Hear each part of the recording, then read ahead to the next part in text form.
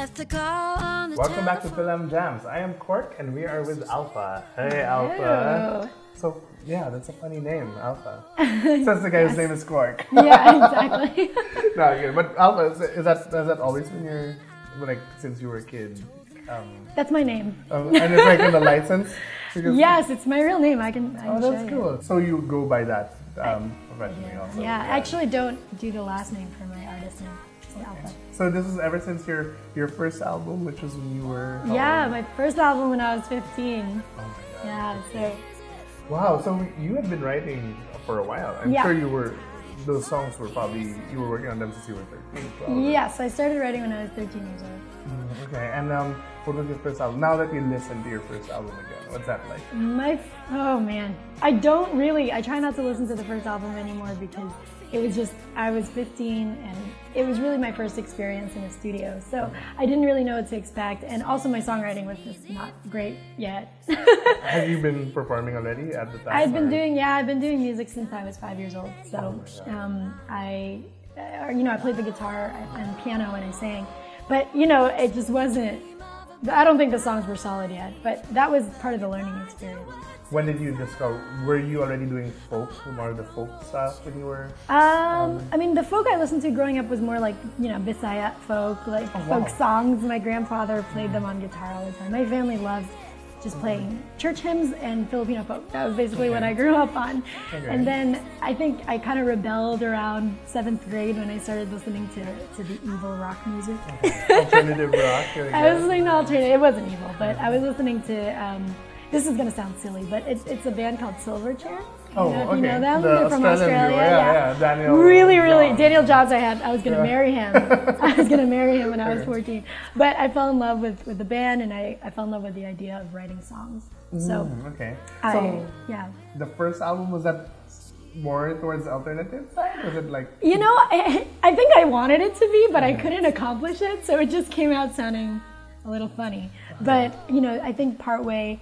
A couple of years later, I started to realize what I really wanted my sound to be. And, I always have this rasp in my voice, so I think naturally I wanted to do like the rock sound. But I realized later on that I was actually a soprano and that I actually could sing higher than I realized. So I started changing my sound a little bit. And so, which album, was it in the second album where you kind of found your voice? Is that I feel like I'm always finding my voice, honestly. But this next one, the one I'm working on right now, I think this might be the closest. What's it called? What's the album? It's going to be called World Go Blue. Yeah, I've always wondered, like, what's it like building? Like, it's very grassroots, like building your fan base and kind of like... It's fun. It's hard, but it's also really rewarding. When you do it on your own, you can choose how close to get to people that like your music. It's even, I found it really strange to call them fans in the beginning. I was like, they felt more like supporters, like people who really came through for me, So I guess supporters is a better term, because they really, even when I was having such a hard time and thinking about quitting, I would just think about all the people that told me that my music inspired them, and I would just be like, hey, I have to do it. You moved here a year ago. I moved here, a year and a half ago. Why did you decide to move to LA? I love New York. It's my favorite city in the world. Me too. And that's where I came from, New York, New Jersey. But I started to feel artistically stunted after a while. Like I just couldn't think of things to write, and I was miserable at my job. I was working full-time somewhere and just miserable there. So I just really needed to do something drastic.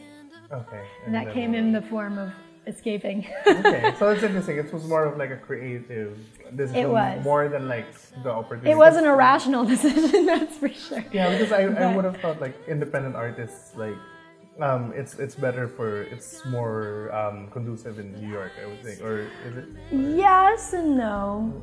I mean, I think that LA is great too. There's a lot of opportunities in LA. So how have you grown as a musician over the years? Like listening to that first album and maybe your first few albums, and then this one now. Oh, that's a great question. Well, there's the technical aspect. I feel like I definitely grew technically.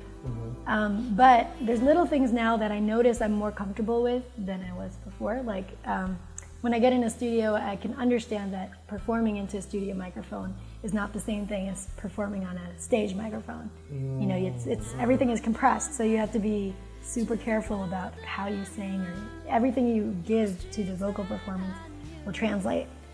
Whereas stage, you can get away with, you know, more power and more passion. You know, so that's one thing that I've learned, among other things. Have you been able to like send some of the people you really admire your music or? No. I do have this recollection though. Do you remember a group called Hanson? I loved Hanson, and I had my friends come with me to see them perform.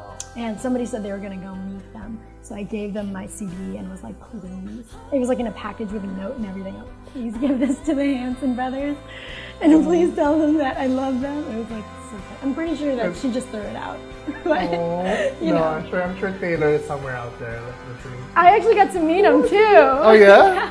But I had to play it cool that time. Oh, it's Taylor then. I got to meet all three of them. Uh-huh. I was interning for a magazine, so I couldn't really like pretend to be a fangirl or be a fangirl. I had to just be like, hey Taylor. Well, what about your career? Like, do you plan on like experimenting more in the future, or are you like really happy with the sound of the current album and you want to kind of explore that? I am really happy with the sound of the current album because it's like I've had the sound in my head that I wanted to achieve for years, and this is the closest it's come to achieving it. But after this, I may want to go somewhere else. In terms of lyrics, like, has it changed thematically? Are you? A little bit. This album is really about. It's still kind of like a coming of age, even though I'm past the age of coming of age. But it's still about like grappling with being in your 20s and figuring out what you're supposed to do the rest of your life, and being super restless. Like one of the songs is called "War," and it's just about the war you have with yourself, where you're like constantly whatever. So it's about like being unsettled.